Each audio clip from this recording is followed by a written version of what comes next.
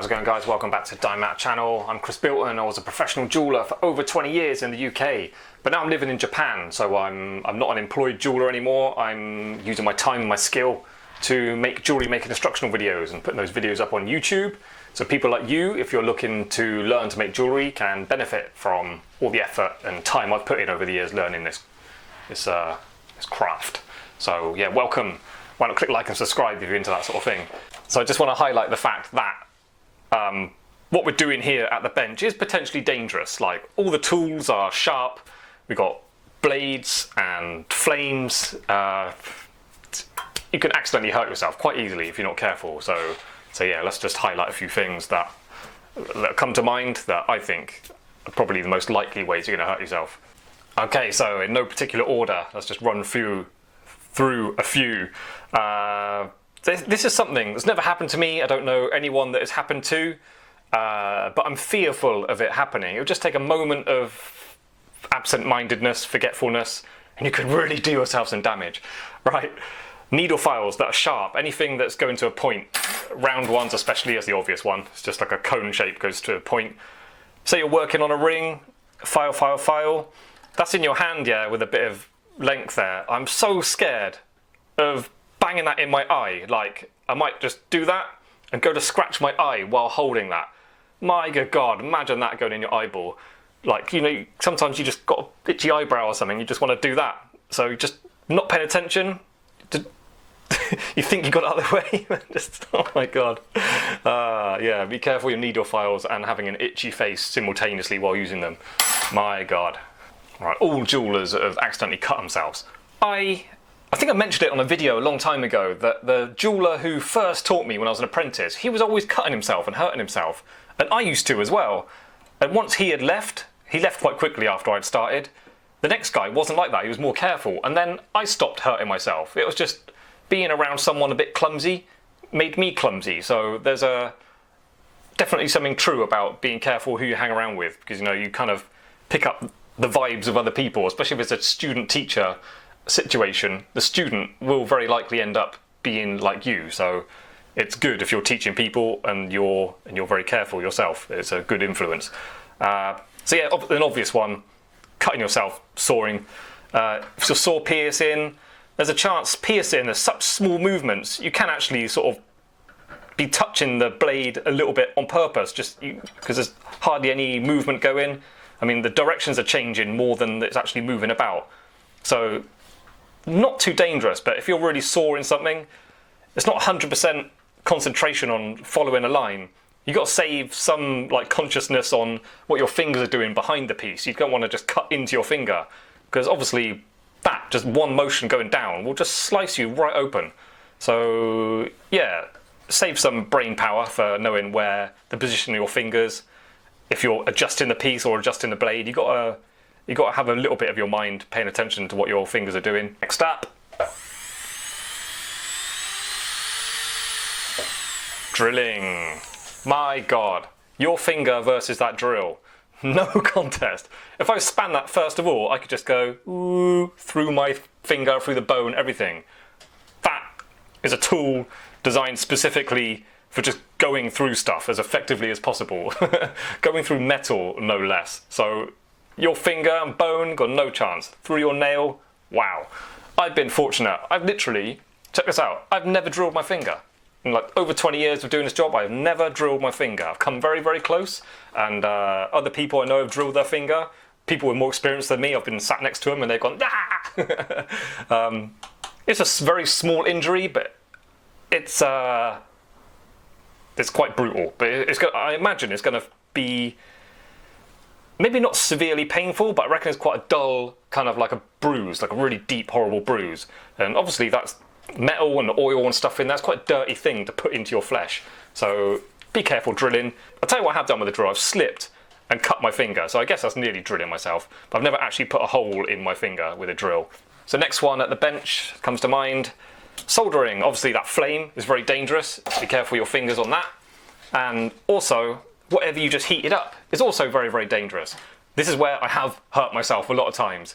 I've just thought something would be cooler than it is, and I tested it out by touching it, and it's always on the sort of paddy part of your finger. Like I got like quite burnt, like there's some literal damage on my skin in places where it's just I've damaged my fingerprint permanently from burning it so bad. Yeah, always just thinking something was cool, or like these big metal skull rings I work on.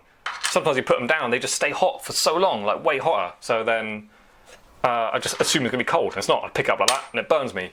Also the tweezers that you're using to hold things sometimes, or if you've got something set up, like with that toggle thing on there, you might have it balanced in there. Those tweezers can get more hot than you realise, and they don't look hot. You didn't get them red hot or anything, but all that heat was transferring up them, and they stay really warm for a long time. So I always, if I know tweezers are hot, I try and put them down sort of in an awkward position, sort of away from where I might just think, oh, my tweezers, and then grab them, not thinking that they were still hot. So yeah, put them on something metal, so they're not going to burn your bench or anything like that, and just get things out of the way when they're cooling down, because you may leave the room a little bit, go to the toilet or whatever, and you come back and go, all right, and then you pick it up and it's too hot to hold still. So another one at the bench. These rubber discs that I always talk about, and you've got to sharpen them right up, and they're good for cleaning up solder joints and stuff. It's not the fact that they're sharp and you're working close to your fingertips, but once, something I hadn't thought of, but that is a potential thing that could happen, after I sharpen them, they get rubber dust all over them, and I always blow them like that. Once, it was still spinning, and I went to blow on it, but it just got it really close to my mouth, and it just touched my lip ever so gently. And this was a freshly sharpened spinning blade, basically. I was lucky. I was so lucky I didn't move it any more towards my lip, because it would have just split my lip open. That would have been a horrible injury. Wouldn't have been able to drink a cup of tea for ages. So be careful with spinning things and blowing dust off them, because one day you hurt yourself. Right, here's one you didn't think of. Clumsy guy. This is something that happened to him. He told me happened. He had a file like, where is it? Like the kind of, I call that a rat tail file. It's just round, quite big. Goes to a point. Obviously, it had a handle on it. So imagine that with a handle on it. And he was working, and then he was holding it between his legs like that. And then working, and then he was about to pick it up again. He dropped whatever it was he was working on, and so automatically he went to catch it in his legs and stabbed himself in the thigh. Classic. Right, another one. I don't have a piece of tube here, but basically if you've got tube, chenier, and you're annealing it or whatever, let it cool down slowly. If you pick up the tweezers and then run to the acid, dunk it in there for whatever reason. I don't really like dunking stuff in at any time. It can turn into like a pea shooter of corrosive liquid, and it can go right in your face. Something scientific happens when you dunk it in there, and the acid boils inside and shoots out. So yeah, red hot acid in your face is a potential thing to happen by dunking tube in it. So yeah, be careful of that, let it cool down nicely. I've seen online, on like jewellery specific Facebook groups and stuff, people saying they would love some electric rolling mills. I think I'd be quite scared of using them, to be honest, because I've seen what they can do. They're hugely powerful. I'd be quite scared if that was just turning by itself. I think that's a bit of a liability. So yeah, something to be careful of. Obviously pinching your fingers in that, I think it's unlikely. The gap is so small for your finger to go through and actually hurt yourself. You'll get a pinch as your finger doesn't go through it, I think. But obviously be careful. Maybe if you're holding metal, the metal might squeeze your finger against the side of a roller. You can hurt yourself a little bit, but I find it hard to believe that like your head's going to go in there or anything like that accidentally. But obviously it's got moving parts, cogs and stuff. You can get a nasty pinch, I guess. Wire, yeah, silver wire or gold wire. When you're pulling it through and it's getting quite long, it's getting really hardened as you're pulling it. So when it finally comes through, it might be hard metal that wants to coil up. Twing! It can come back at you really fast. You've got to be careful with that. When I've pulled down long bits of wire, I have actually got the last little bit and tried to just sort of do it one-handed and just have one hand there just to protect my face, because that could come back. Hitting you in the body, you'll be fine, but you know, you've got some sensitive parts of your face you want to protect, so yeah, keep it in mind that wire may spring at you really hard. The polishing motor. These things are quite dangerous, to be honest. That's spinning, just no matter what, it's spinning, so your hair gets caught in that, guess what? Your head is going bang right into it. Or if you're lucky, it just rips your hair out. That's probably more likely. It's just spinning so fast, it will just pull a massive chunk of your hair out, no problem at all. You may notice, or you may not notice, I never wear my wedding ring. You might not know that I'm married, but I don't wear my wedding ring, especially working at the bench, and double especially working on the polishing motor. And it goes right back to when I was an apprentice. I was wearing a ring that I'd made for myself, and these little fixings to hold this cone shape on, one of those sticking out a little bit, like on this one, and it just caught the edge of my ring when I was polishing, and it basically yanked it really hard, so it really put like a line, so almost cut my skin, but put a kind of bruise on my finger, and that was it. That was lesson learned. I never polished my ring again.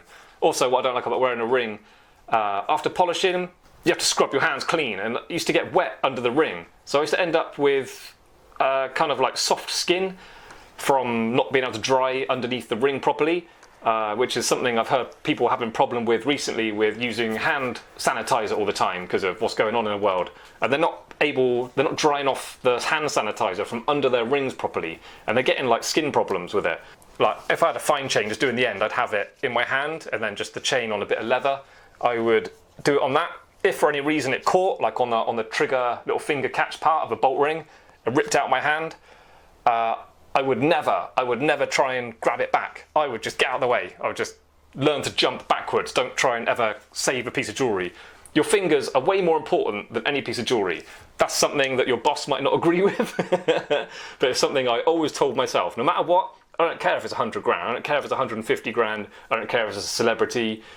If it's like a big chain and it gets caught on that, I'm getting out of the way, and then I will try and turn the machine off as it goes bang, bang, bang, bang, bang, bang. It's like turns into a lawnmower.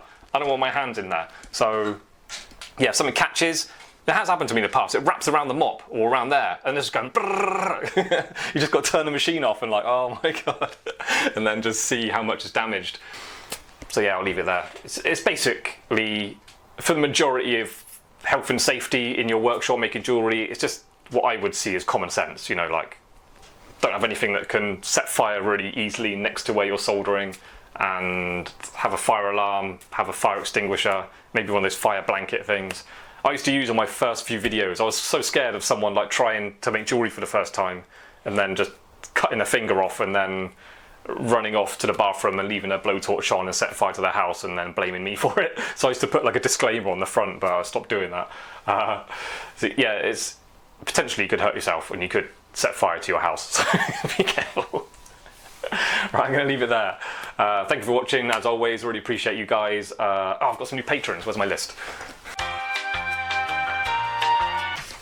Just one. Janine Slamen. Thank you, Janine. Really appreciate you becoming a patron. I appreciate all the patrons are really helping me out. Continuing this, keeping it going. Got loads of ideas in store, like growing, like doing research for new videos, not just what I can think of at the time I sit down at the bench. So I'm putting a bit more work into them now. Yeah, so I'm enjoying it, so I really appreciate you guys making it all possible for me to continue. If you want to become a patron yourself, you haven't done so already, there's a link in the description, you can follow that. Go to the Patreon website where you can read about the benefits of becoming a patron. And yeah, that's it, cool. If you haven't done so already, if you're new to the channel, click like and subscribe, works out for the algorithms, helps it be shared to more people so more people can find this channel. And yeah, cool, thanks for joining me, see you next time, bye.